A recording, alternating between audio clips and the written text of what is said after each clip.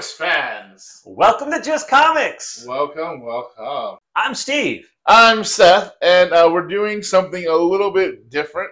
It is Valentine's Day. It's the season of love. So we have for you Spider-Man Blue.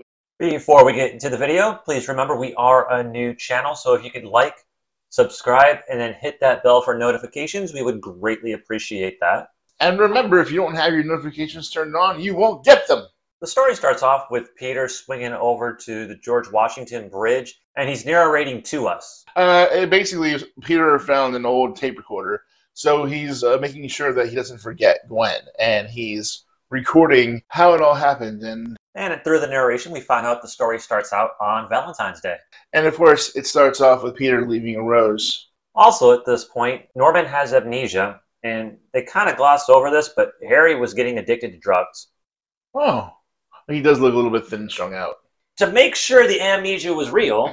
yeah, so Peter goes and visits Norman at the hospital, and he sees Norman's son, Harry. Now, I had no idea that he and Harry weren't friends up to this point, because most of my Spider-Maning has been through the movies and through, cartoons and the games and stuff, where they're childhood friends. But apparently in the comics, they became friends here. Yeah, that's because Harry was part of Flash's clique in high school. Flash. Meanwhile, back at the Parker household, Aunt May and Peter are talking about him getting a vehicle.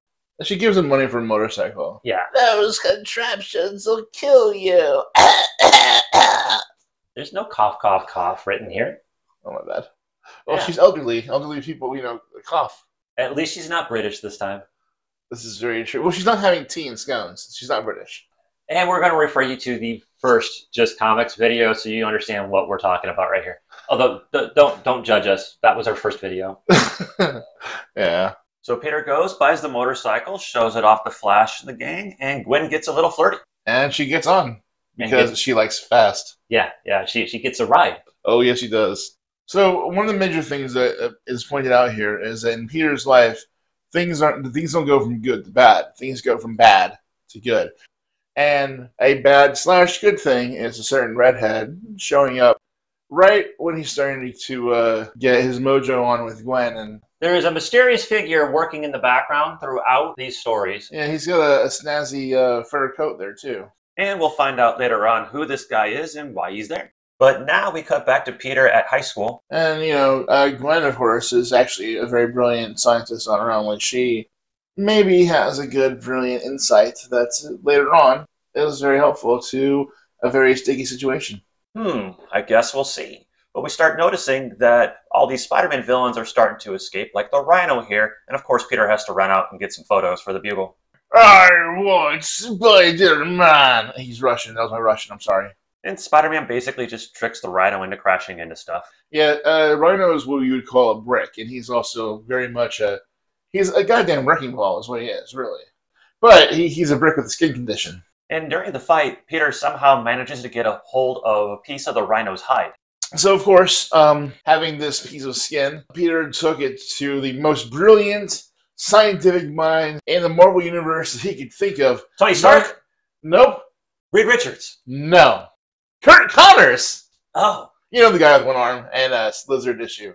Here's another problem, though, because the methodology for getting the Rhino's suit off of him is the same kind of immunogens and chemicals that turns Connors into the lizard. And he's like, hey, you're going to be okay working with this, right? And Connors like, yeah, no problem. So now, Peter's web fluid is extra sticky, bright and orange. And he basically cocoons Rhino in his webbing. And when the cocoon comes off, so does Rhino's clothes. Hey, Alexi. Peter winds up back at home, and he's ready to have himself a nice, steady date. That is, and he promised himself that he won't be late, at least until the door rings. Face it, Tiger, you just hit the jackpot. So now Peter has to take Mary Jane with him as he goes to meet up with Gwen and the gang. He's essentially babysitting, more or less. He's taking out Mary Jane as a favor to his aunt, and he can't say no to his aunt. And then nobody can believe that Mary Jane is with Peter. Well, she's Mary Jane Watson. She's the party. Where the party goes, she is. And then Gwen gets a little catty. Not that you can blame her, because she has been making moon eyes at Mr. Parker. But just as things are getting good, the news breaks in, and wouldn't you know it, the lizard attacks.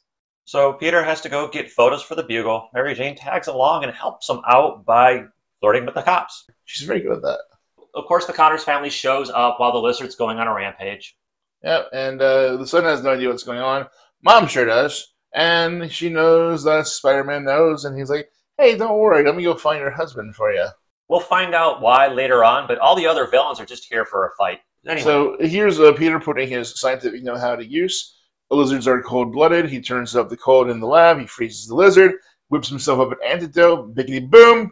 Connors is back, and just in time for family weekend. Peter comes home to find Harry out on the porch. Because he had an interesting little offer for your boy. Yeah, he wants Peter to be his new roommate. The next morning, Peter and Aunt May are sitting at the breakfast table, kind of quiet, and they look at each other and speak at the same time.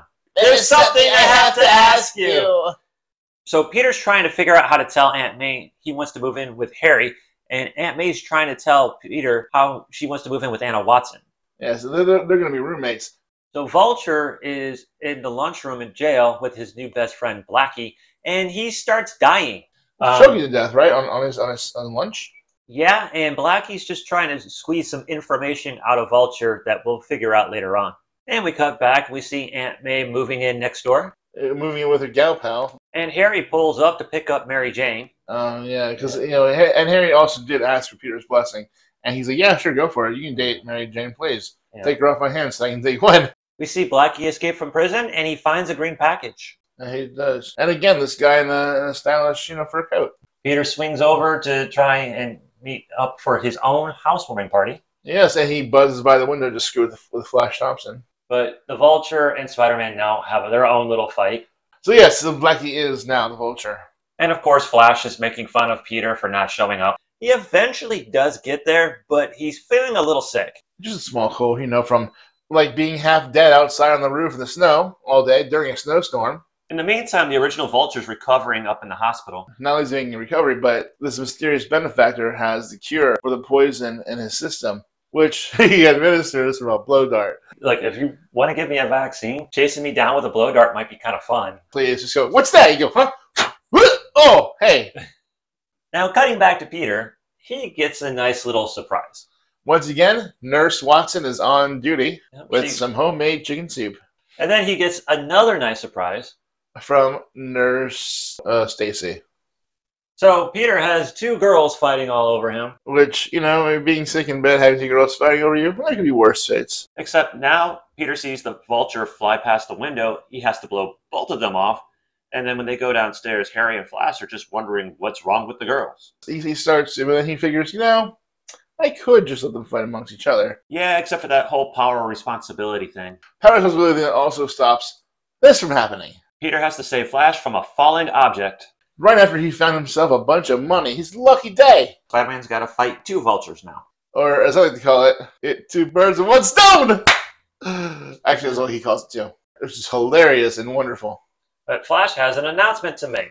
So this also is where Flash realizes he's not doing anything. He's still clinging to his football. He's still trying to be who he was in high school. But he's not in high school anymore. He's not that guy.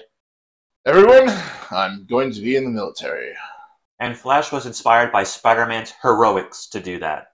Our shadowy figure is watching all the videos of Spider-Man's fights, and he says, now the hunt begins. And that gives us a clue as to who this guy might be. Well, if he's going hunting, he's wearing a fur coat, then he must be Daredevil. That was my guess.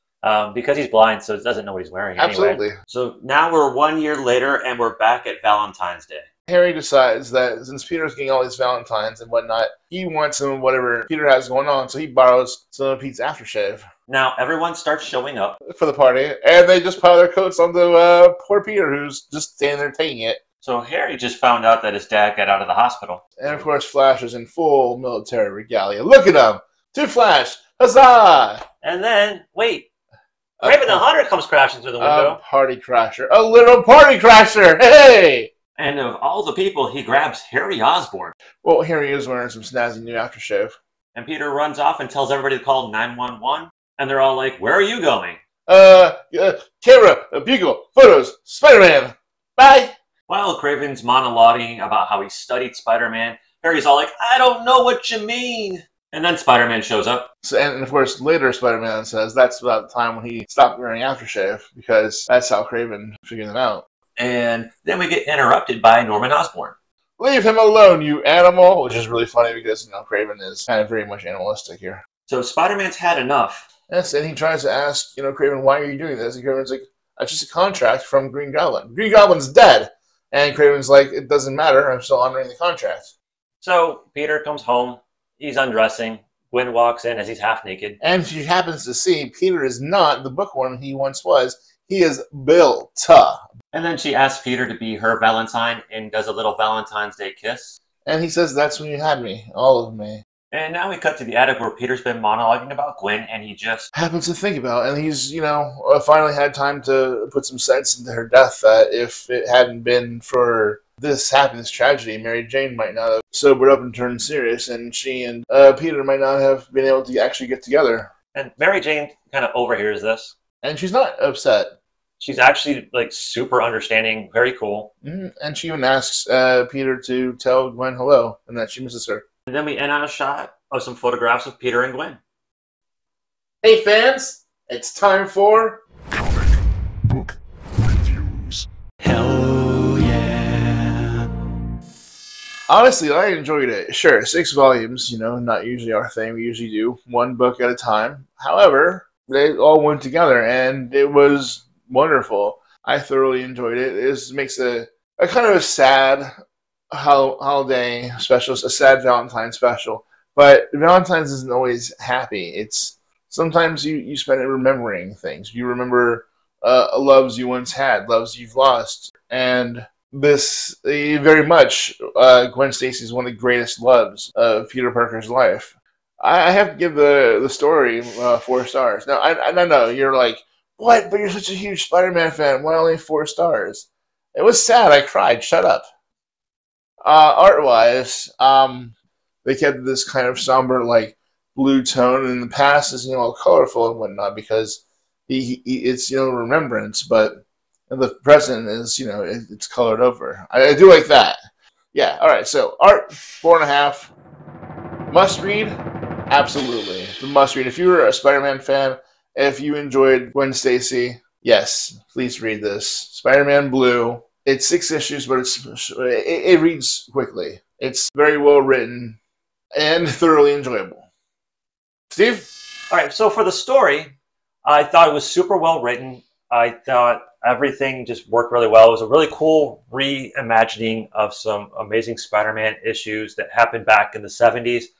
And it's even kind of neat to me how he kept the dialogue in that 70s style. So I'm going to give that 4 stars. On the art, Tim Sale is a little bit different kind of artist. He's not super detailed except for certain things with the lizard or something like that. Where Tim Sale, I think, super accelerates is storytelling. Storytelling is such an important part. It's not just about drawing well when it comes to comic books.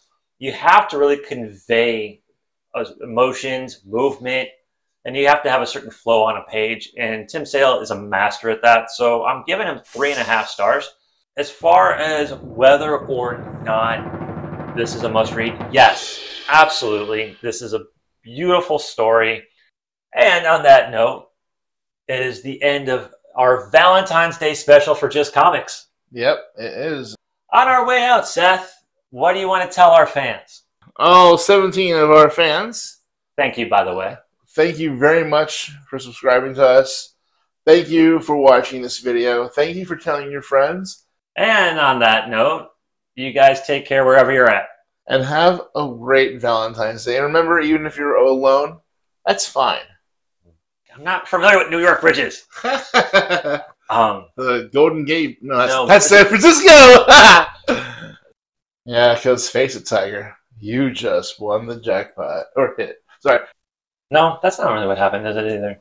What is happening? This is apparently another outtake.